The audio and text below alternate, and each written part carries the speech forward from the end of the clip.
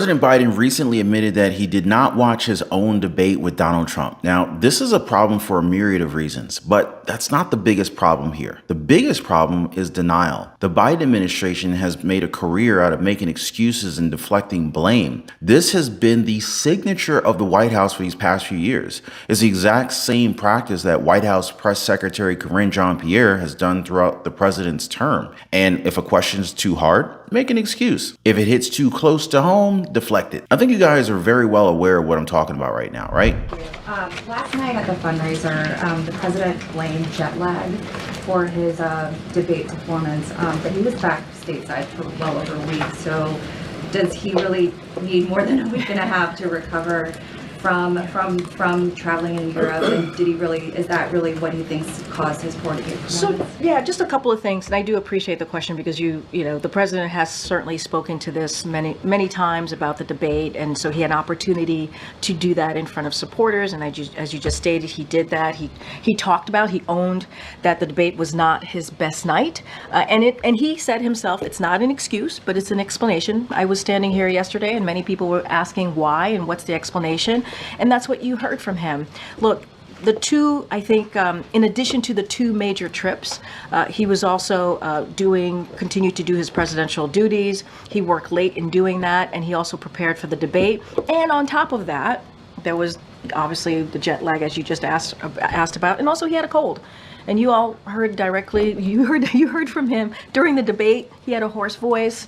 Many of you reached out to me and my team and some other members of the White House asking what was going on. We confirmed that he had a cold. And so I think those two things, continuing obviously to do his duties as commander-in-chief, as the president.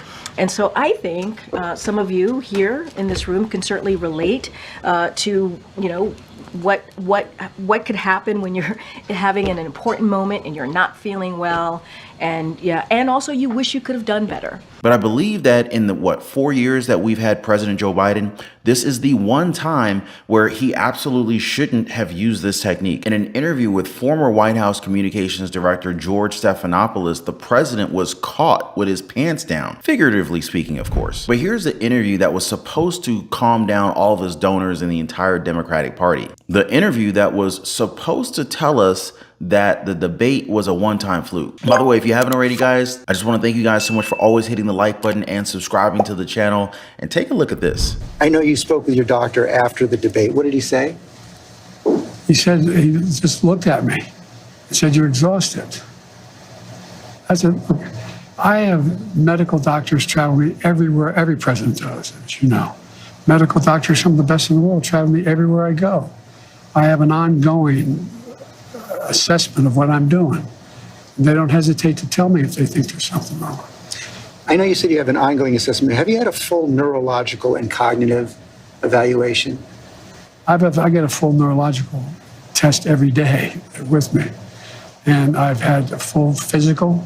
I had, you know, I mean, I've been at Walter Reed for my physicals.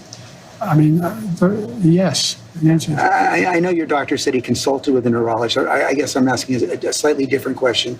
Have you had the specific cognitive tests, and have you had a neurologist, a specialist, do an examination?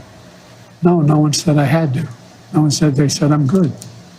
Would you be willing to undergo an independent medical evaluation that included neurological and cognitive tests and release the results to the American people? Look, I have a cognitive test every single day. Every day I have that test. Everything I do. You know, not only am I campaigning, but I'm running the world. And that's not how it sounds like hyperbole. But we are the essential nation in the world. Madeleine Albright was right. And every single day, for example, today, before I come out here, I'm on the phone with the Prime Minister of, well, anyway, I shouldn't get into detail, but with Netanyahu. I'm on the phone with the new Prime Minister of England. I'm working on what we're doing with regard to, in Europe, with regard to expansion of NATO and whether it's going to stick.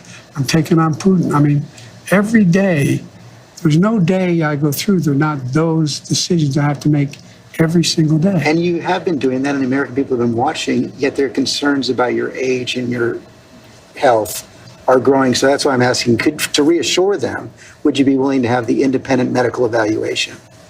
Watch me there's a lot of time left in this campaign. It's over 125 days. So They'll the make a answer, decision. the right answer right now is no, you don't want to do that right No, now. I've already done it. So first off, props to the president for answering all the questions. Yay, you did it. Now I know the first lady is super duper proud of him. But something is amiss here, guys. The president is saying that a neurological test is not needed because his work speaks for itself. Well, it's hard to refute his statement seeing that we've never seen conflicts like these in a while. Just the invasion of Ukraine alone, where we've poured billions of dollars into it, is unprecedented. So I guess this is his definition of proving his mental wellness. We also can't forget that he suddenly developed a cold right in the middle of the debate and then blamed jet lag for his bad debate night. The problem is that he had a week and a half to get over this jet lag. He also had no physical indication that he had a cold the night of the debate. And if he did, why did the campaign hide it from us until the last minute? Was that their exit strategy or exit excuse for a poor performance? So this interview isn't doing what they expected it to do. This was supposed to be the answer to all of our questions. But just like you heard, he doesn't care about the American people or what we think. He doesn't care that voters want him to take a neurological test. He says that he does it every day, but it's not like we're being provided the numbers here. Now, there's also a point here in the interview where he cites all of the events that he's done without sleep, and that he just had a bad night during the debate but was unsure why it happened. He also said that even with Donald Trump's mic turned off, he could hear him shouting at him and that kind of distracted him. Okay, I don't buy that though.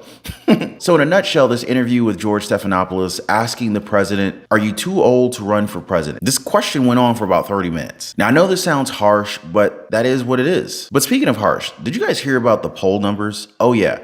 So in the same interview, President Biden was informed that his approval rating had dipped down to 36%. George Stephanopoulos outright said to the president to his face that he had never seen a president with a 36% approval rating get reelected, to which Biden just said that the number is wrong. He talks about internal polling numbers that don't reflect the same number, but he wasn't clear as to what that figure was. But this is where we're at with the president, guys. Many critics say that he is in deep denial. Either that or he has people very close to him that are feeding him lies. Kind of like how First Lady Joe Biden praised him for answering all the questions in the debate. Now, some analysts have come out to call this situation sad. We've heard the criticism that this is elder abuse, and to be honest, guys, it really looks like it to some extent. A top advisor to former President Barack Obama, David Axelrod, he said that this interview did not do much to help the president with voters. He feels as if it didn't change any minds at all with the answers that he provided here. And like I said at the beginning, guys, they're all really good at deflecting questions and making excuses. Axelrod found this interview to be very telling, and then he revealed that 75% of Americans believe that the president would fail a cognitive exam. Now, I'm not really sure how First Lady Joe Biden would actually feel about that, given the sources close to them have discussed her being absolutely pissed. Rumors are now going around that she's lashing out at anyone and everyone who even talks about the possibility of replacing President Biden in this race, and that Biden's inner circle will continue to keep him in this election, even though plenty of Democrats are already calling it quits. Now, I did a previous video where I talk about a top Democrat seemingly telling the president to get out of the race in private. At least that's what we're hearing from those who are close to the situation. Be sure to check that out because that top Democrat is none other than former President Barack Obama. Now, as always, guys, really appreciate y'all for being here. I want to thank y'all so much for hitting the like button and subscribing to the channel, and I'll see you guys on the next one.